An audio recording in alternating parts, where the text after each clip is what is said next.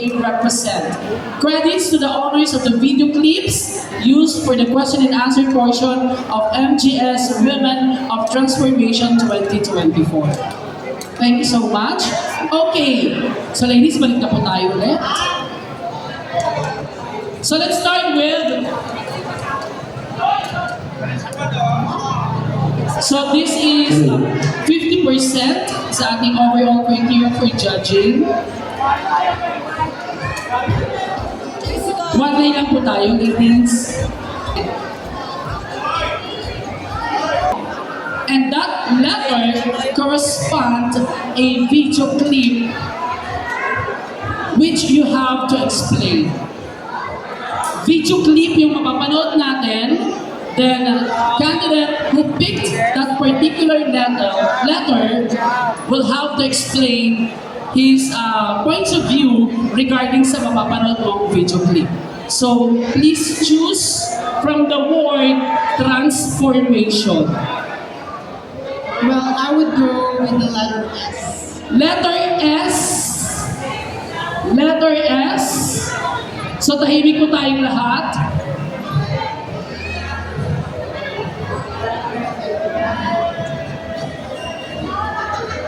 Kapag sumasagot po ang ating mga kandidata, kaunting katahimikan po.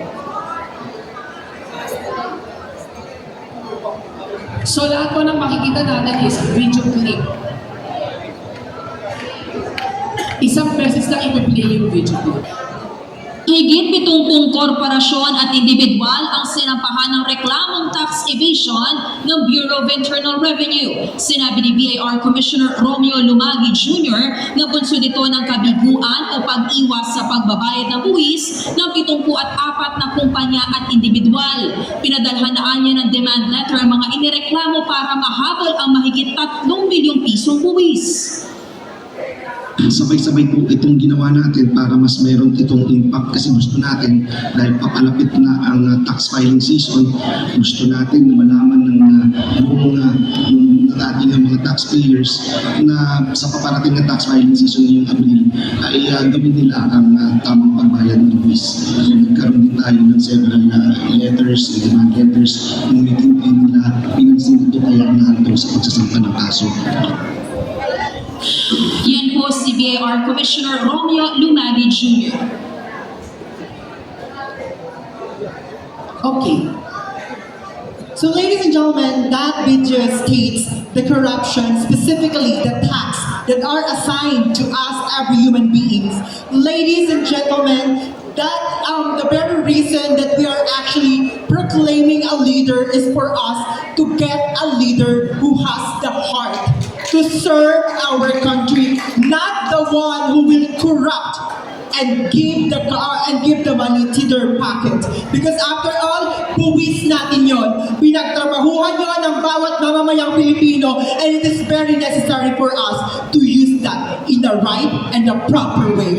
And so, ladies and gentlemen, always use our mind and our heart in choosing the leaders that we have. Because after all, if we choose the wrong leader, then definitely it will reflect to that sustainability and the corruptions that are continuing happening in our country. And so I would like to take this moment to encourage every single one of you na ang taxes, ang buwis na ating pinagtrabahuhan ay nararapat lamang na mapunta sa karapat-dapat na pondo ng ating bayan. Hindi sa mga leader na ginagamit ang pera para magpayaman at gamitin para magkaroon ng kanya-kanyang power.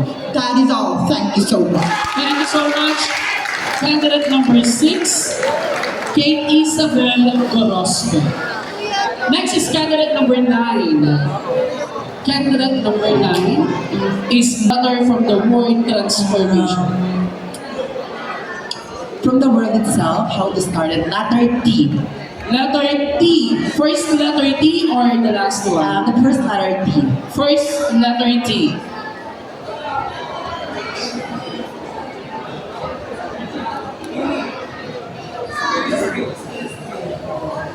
So muli po ang mga napapanood po natin ay mga current events na pinag-uusapan po sa ating bansa. Joseph Dalai is out 15 hours a day. I cannot see. We can do. Joseph Dalai is out 15 hours a day driving his jeepney. Aside from spending for his family's daily needs, he also saves in preparation for the scheduled traditional jeepney phase-out this April. Bigyan na ba ipon para kung wala na yung jeep, may pera kami na pang apply sa pang medical pag For Joseph, it's good news that the Land Transportation Franchising and Regulatory Board, or LTFRB, decided to extend the franchise of traditional jeepney. This is in consideration to drivers and operators who may lose their livelihood and commuters who may experience public transport shortage should they push for the phase-out by the end of April. Only about 60% of the entire country have modernized. May naiwan ang pa 40%. So we do not want to leave anybody outside. So ang gusto sana namin at least 95% po will be on board pag tinuloy na namin ang modernization. Thank you so much for the beautiful and interesting questions. Can I get the attention of the panel board of judges tonight? I've always believed that in every video, there will always be a perfect reactions that we can give. But as far as I know, you don't need to be too much perfect just to convince the panel board of judges. I would like to enlighten each and every single human being watching tonight. I've always believed that the video is pertaining all about if I will be agree as a part of human being, as a Filipino workers to the jeepney phase out. I've always believed what the quotation says that, barya na nga lang ang kinikita, tatanggalan pa natin ng prangkisa. I will not be agree of that, simply because standing here in front of you is a 19-year-old stunner, and to be honest, my father is the jeepney driver. Tanghaling tapat, nagtatrabaho, uuwi ng madaling araw, mapag-aral niya lamang ako. Hindi ho ako pumapabor sa jeepney phase out because I've always believed na hanggang wala silang tinatapakan na ibang tao at nagtatrabaho sila ng marangal bilang isang Pilipino, I believe na hindi dapat natin silang ipasara o hindi dapat natin silang ipahinto. But what is the most important is giving a right opportunity of every single jeepney driver in our community, which is the Philippines. Because at the end of the day, lagi nating pakatatandaan na tayo mga Pilipino ay patas lamang lumalaban, nagtatrabaho ng tirik araw, mabigyan lamang ng pangangailangan ang mga mahal nila sa buhay. Hindi ba dapat mas pinagbibigyan natin ng pansin at pangangailangan ang mga tao walang hindi ginawa kundi nakawan ng kaban ng bayan, ang mga tao walang ginawa kundi silipin kung ano ang ating nararapat. And in that, naniniwala ho ako na bilang isang bata, bilang isang kabataan, at bilang isang estudyante, taas na ho ako nasasakay sa isang jeep at sasabihin, Manong, para po, dito lang ako bilang isang Pilipino. Ladies and gentlemen, yes, artificial intelligence is very rampant today. Lagi natin pakatatandaan, yes, our MRT is very technological enough because of our technology. But can you really imagine, yes, ipasa nyo ang phase up, jeepney phase out, ngunit maninigurado ho ba kayo na may pamasahe ang bawat kabataan kung makakasakay ho ba kayo ng kasya sa inyong budget, bigay ng inyong pamilya. And in that, kung hindi nyo kayang pula ng pamasahe na meron kayo, I'm always pushed to the jeepney phase out. And not to look like the other people na hanggang ngayon pinagdadanasin natin. Because at the end of the day, sabi nga ako sa isang kataga ng isang Pilipino, tayo'y Pilipino, taas noo, kahit kanino. Thank you so much. Thank you so much. Okay, pick from the word transformation. The letter N, the last letter N. Last letter N. Good morning po. Good evening. At para po sa kaalaman ng bawat isa, ang lahat po ng sinasagot ng ating mga kandidata ay kanya-kanya po nilang mga opinyon. Bad weather is not an issue for Leila Tambogon as she prepares to sell vegetables. Income from her livelihood would help her construction worker husband tide over the family needs. She's thankful for the cash aid from government, but her family of 5 needs more to survive. Makaraos sa araw-araw na pamumuhay Kaya dahil mahirap talaga buhay ngayon, lahat po ginagawa para makaangat. She says the health crisis has made things difficult, but the prices of basic goods are an added burden. Numbers from the Philippine Statistics Authority show more Filipinos joined the ranks of those living in poverty in 2021 from 2018. The percentages rose from 16.7% to 18.1%, or nearly 20 million people last year from over 17 million 3 years ago. Socio-Economic Planning Secretary Arsenio Balisacan blames the lingering health crisis. Restrictions on mobility and low earning capacity of poor households due to limited access to regular and productive jobs made the lives of Filipinos difficult. You may now answer. Thank you very much. Maaari ko po bang kunin ang atensyon ng iilan mga hinampalang murado? Pansin ko na napakarami pa rin pong bata ang nanonood hanggang sa kasalukuyan. Hayaan niyo hong gamitin ko ang lengguwaheng Pilipino na mas lubos nating maiintindihan. Sa katanungan at sa pag-intayog ng isang palabas, banaag at makikita natin ang problemang kinakaharap ng mga Pilipino. Tayo mismo na naninirahan dito sa Pilipinas. Ito ay walang iba, kundi ang kahirapan. Makinig kayo, dahil una sa lahat, maaaring papasok sa inyong mga balintataw o katanungan kung paano ba natin lulutasin ang tinatawag na kahirapan. Ito ay patuloy na sinasali na sa atin ng ating mga ninuno at kailanman ay hindi maputol-putol. Alam ko na isa sa pinakamahirap na lugar dito sa mundo o sa Pilipinas ay ang Tondo, Manila. Kaya naniniwala po ako na napakaraming nagbibideo ngayon at alam ko na isa sa inyo ay mag-upload sa Facebook. Kaya hinihingi ko ho ang atensyon at kapangyarihan ng lahat ng mga politiko na namamahala dito sa Pilipinas. Dahil kung hindi tayo bibigyan ng pagkakapantay-pantay, pagkakaroon ng tinatawag na equal opportunity pagdating sa hospital, pagdating sa buwis ng buwis ng tao. Kaya naniniwala po ako na isa sa pinakamagandang solusyon upang malunasan at malutas natin ang kahirapan ay ang pagpili ng tamang leader sa atin. Alam ko nakatatapos lang ng barangay election at ng Philippine election. Magina tayong matalino dahil wala tayong ibang sasandalan. Paano tayo dadaing sa mga kapitbahay natin kung mismo sa mga leader natin hindi tayo nararamdaman at nakikinig? Sabi ko nga, paulit-ulit kong sasabihin na dapat ang pagkakapantay-pantay na ibinibigay ng politiko para sa mga Pilipino, dapat yan maparubarong-barong o sementonado man ang bahay nyo. And I thank you. Thank you so much. Letter R. First letter R. First letter R.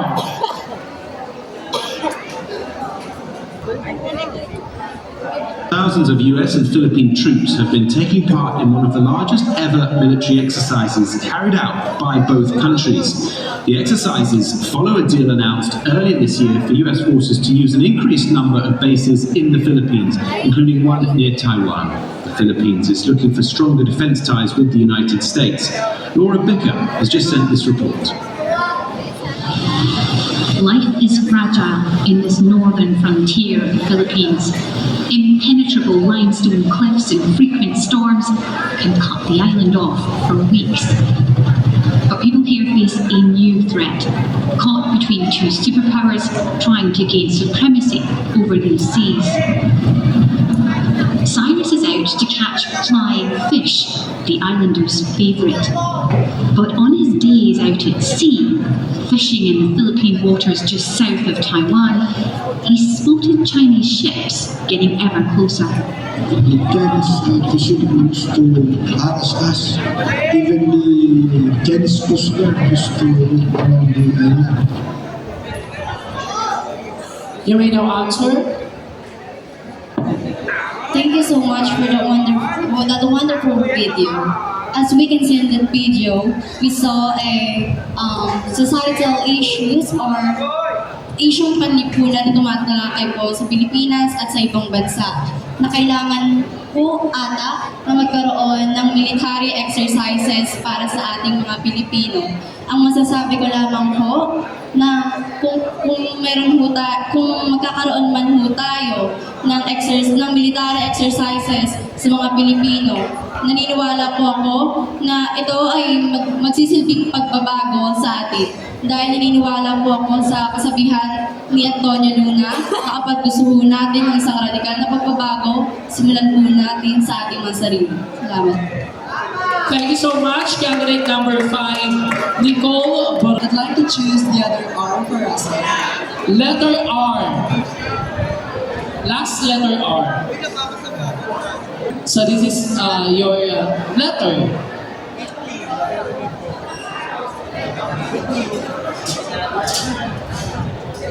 Some 1.77 million Filipinos work abroad, 2020 government data show. They left their loved ones to chase their dreams and to ensure financial stability for their families. Saudi Arabia is the leading destination of OFWs with 26.6% of the total deployment, followed by the United Arab Emirates, Kuwait, Hong Kong, Qatar, and Singapore. But each number is a human face that has a story to tell. Journalist Piers Morgan shared his testimony on the heroism of Filipino nurses in the United Kingdom for their dedication in helping COVID-19 patients. Amazing number of Filipinos working on NHS and unsung heroes, like so many, but just want to give them a shout out, helping everybody. The Philippines is the biggest supplier of nurses worldwide, with over 150,000 Filipino nurses in the US and about 80,500 in the UK. But why do these brave souls choose to work outside country? You may now answer. I found that video very emotional because I also have some relatives who were nurses and who have decided to work abroad, especially in Saudi Arabia. As what we have noticed in the video, most of the countries that they are working with are actually in Middle East. You know what? Why? It is because in Middle East, nurses are being supported and being paid right. On the other hand, if you can see, in our country itself, there are so many nurses that are not being paid right by their profession. And not that they're the nurse, there are so many teachers, there are so many construction workers. Come to think of it, the only reason why Filipinos are trying to work abroad simply because they're not being given the right opportunity to our country itself. That's why I would like to tell to our government, instead of focusing on some things, we should always prioritize our people, because I know that we Filipinos are extraordinarily talented.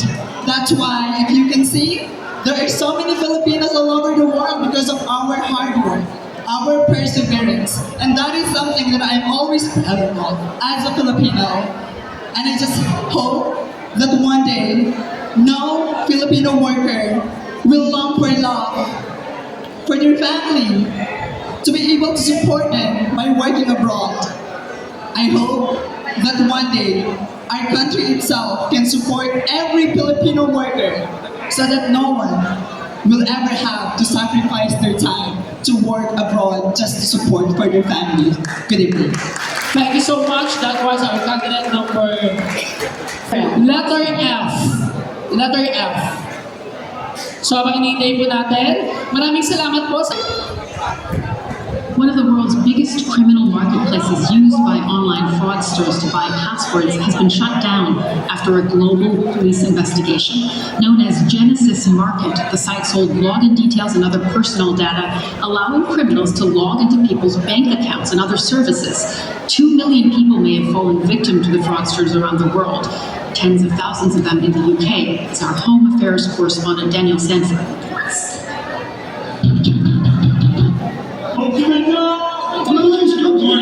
A dawn raid in Grimsby at the home of a suspected fraudster.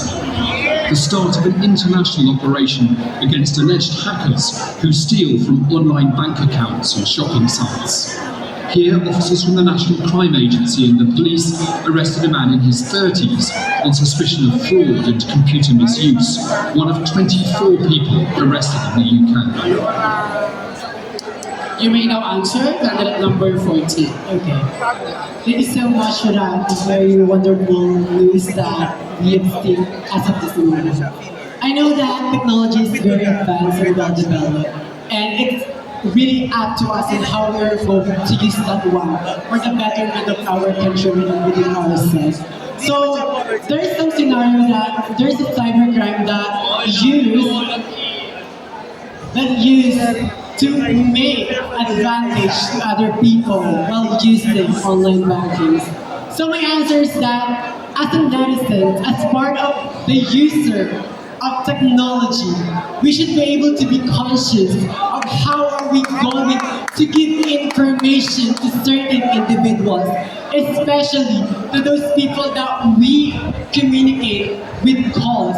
Because there are times that we didn't know them, but because we trust them, we are going to give all the information even if we are not allowed to do.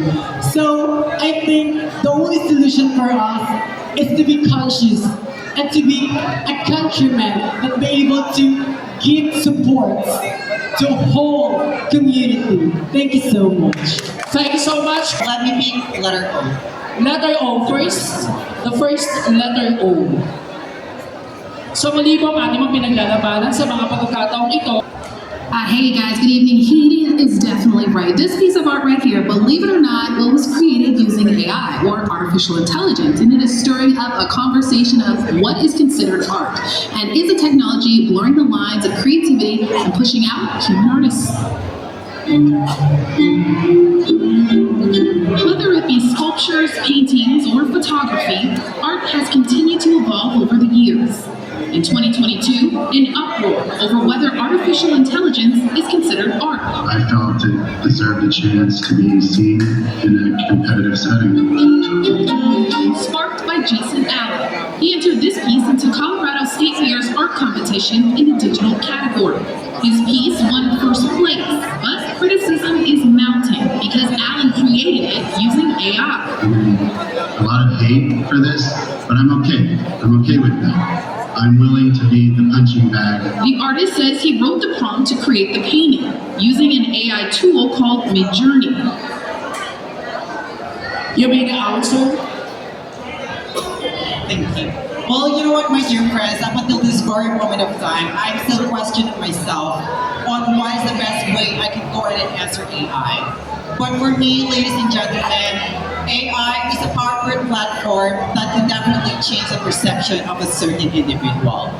Yes, indeed, we're actually living in a third world country wherein transformation, evolution, and changes have been very rampant in our country. But as I always say, if you're going to use AI in a positive way, then it will definitely give you a positive impact. On the other hand, if you will go to use AI in a negative way, then definitely it will give you a negative result. But at the end of the day, ladies and gentlemen, it is still not a question of how good or bad AI is. It is still a question on how you make it beneficial to yourself, to others, and to each and every Filipino people that is living in this world. Because at the end of the day, we should always use AI not to express, but rather to impress. Thank you so much. Thank you, candidate. Letter A. The first letter A. First letter A.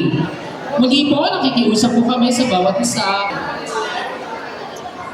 It's a reminder that, Jesus is someone who is for the people in margins. As a gay man and practicing Catholic, Mark Guevara sometimes has had crises of faith, but he's encouraged by comments from Pope Francis on same-sex unions. Having the blessing of the church means that the church walks with people like myself who are in relationships. He's referring to Francis's response to conservative cardinals that some same-sex unions could be open to a blessing if there was pastoral prudence and that they not necessarily become a norm, meaning they could be done on a case-by-case basis, says this Vatican expert. Change happens really quite slowly at the Vatican, so this is an important statement and it's a deeply significant statement, but it's going to take a long time to figure out what the ramifications of it are. Underscoring that complexity, Francis reiterated church doctrine that same-sex relationships are objectively sinful, but he also said the church must do more than just deny, reject, and exclude. You may now answer candidate number 15. Well, thank you so much. We'll put, Well, Pope Francis gives hope regarding the same-sex unions for the LGBT. And we all know that LGBT really wants this to happen. But of course, there are some LGBT that are not approved because, of course, of the because of they're Catholic, because of their because of their Catholic, they're born again, or whatever religion it is. But for me, I am into it. Why? Because I have a boyfriend. I have and I want to have that same-sex union. Why? Because have we forgotten what is really written in the Bible? What is written in the Bible is that we should love one another. And I believe that is the most important thing in this world. As long as you love one another and you don't step on other people's life, why should we judge these people who wants to have a same-sex union? I know that it's over and sometimes it feels like we should have boundaries, but for me, same-sex union is very important. It's just a ceremony. Well, it's just a simple ceremony, but of course, it will protect the partner. Your partner will be protected because whatever happens to you, for example, you have raised a lot of investment and you have raised together, but at the end, who will use that? No one, right? Because of course we LGBT normally we just leave alone. That is why we should always remember that if we will able to pass it, and we will of course, and I'm really thankful to Pope Francis because he is giving hope for the LGBT. That is why we should always remember what Pope Francis said. If a person seek God, who am I to judge? That is why to all the people that are against on it, we should always remember that our goal in life is just love one another. Gusto ba nating makita ang dalawang taong nagpapatayan? Rather, someone na dalawang lalaki, transgender or of course another man, is holding their hands. I believe mas masarap sa mata ang makita ng dalawa. That is why we should be able to push this, and I think all the people who wants to pass this same-sex union, because this will really help the LGBT, and this is start of a change. That is why to all the LGBT out there, if you want the same-sex union to protect your partner, let us start now. Because if you want to be part of this change, we must have the will to reason in our hearts and be the catalyst of change, and be the change that you want to see in this room. Thank you. Thank you so much. Candidate number 15. Mga kulay blank na lang. I po. Letter I. Muli po nakikiusap po kami. Kaunting katahimikan po our video clip. Fast food Chinese restaurant Chowking has issued its response to the viral TikTok video showing one of its staff scouring the streets of Ecoland in Davao City to allegedly meet her quota for the day. According to the uploader of the video, the staff is from Chowking in Ecoland and is taking orders outside of the restaurant in an effort to grow the sales of the branch, which was going slow. The video also captured the staff narrating how she would use her own money for fare to take and deliver orders.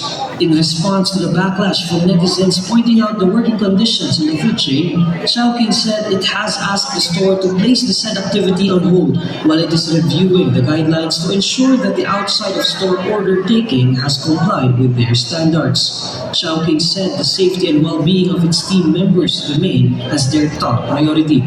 However, some netizens believe that such practice is unfair, especially if the staff is using her own money to get around. You may now answer candidate number 18. Hello, good morning po. Diretso na po sa punto, wala nang palabalabok dahil madaling araw na po. Okay? Ito ang sagot ko, ladies and gentlemen. Kung makikita po natin sa video, isang manggagawa at isang sikat at mayamang business. Itong pumasok agad sa isip ko. Kaya tayo naghihirap dahil kitang-kita nyo naman, ang mga manghihirap, ang manggagawa ay laging inaabuso ng mga ano? Mayayaman. Ito ang mga mahihirap, laging inaabuso ng mga mayaman, di ba? Kaya mga mayayaman kayo, yung pera nyo, hindi niyo madadala sa langit. Tama o mali? Direct to the point. Which is true. Kung makikita nyo sa video, di ba, ang mayaman lalong yumayaman at ang mahirap ay lalong humihirap dahil ganoon ang cycle ng buhay. Kaya ako naniniwala ako, gawin mo kung ano ang nasa puso mo. Sabi nga ng second, gawin mo kung nasa puso mo. Sundin mo Kasi diba, kung ganyan lang gagawin sa'yo ng company nyo, magtatagal ba kayo? Hindi! O ngayon, anong gagawin nyo? Lilipat kayo ng iba kung saan ma-appreciate kayo. Dahil naniniwala ako, kapag ikaw ay inaabuso, minamaltrato, hindi pinapasahod ng tama, you will surrender and resign. Tama, mali. Diyos ko. Hindi na dapat pinapatagal yung mga ganyang bersyon. Kaya yung mga lumalaking ulo yung mga mayayaman na yan. Kasi, ay talaga, kasi agad, pinag-ano ka, tapos sarili mo pamasahe. Tapos paikot-ikot sa mga bahay, pagkamala ka magdala ako, mabaril ka pa. Di ba? Ang sakit ko, realidad na ako nakita ko sa video. Binibidyohan siya, di ba? Makakasip nung nag-video, nag-ano lang siya, nagpapanggap na choking kineso. Right? Kung ano daw yung nasa video, explain, di ba? O ayun nakita ko, binibidyohan siya. Sabi nung nag-video, I don't know my stomach, and not even video. Ito sa FB World. Pero sa FB World yun. Ay mga netizen, alam ng mga chismosa. Tama o mali? Tama! Mga komento, like, ganito na nga version. Patawa na sila. Kasi kaso yan, mare. Sayang ko sa akin. Mag-respect. Diba, ang dami maganda ko bakit yung mga sinasabi ng suwasa sa isip ko. Tama o mali? Ngayon, mga hurado, ang tama yung sinabi nila. Aning, bilang ko, ngayon. Ngayon, mga hurado. Nakita nyo sa video, na-explain ko lang din, di ba? Tama o mali? Tama! Ngayon, pag hindi ako nakasasok sa tapay. Mali! Mali!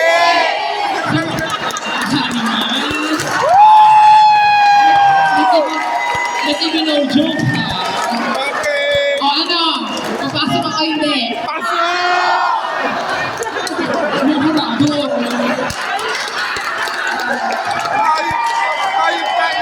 Pasok na ako, ha? Pasok! Pasok!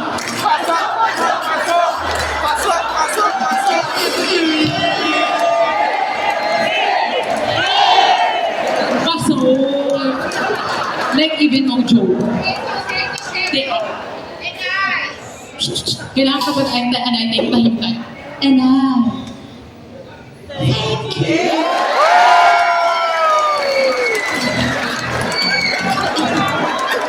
Candidate number 8.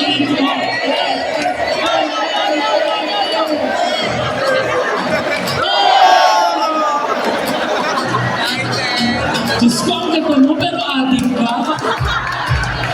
Thank you so much, candidate number 18. Alam niyo po,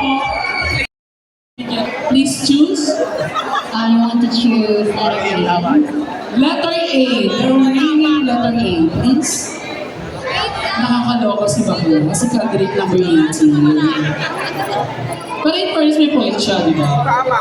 Yung mga managers, may video, gano'n. Sino ba mayaman dito? May mayaman ba dito? Lahat tayo mahirap.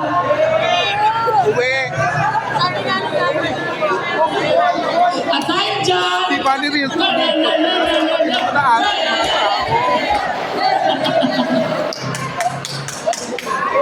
So candidate number 8, this is your video clip.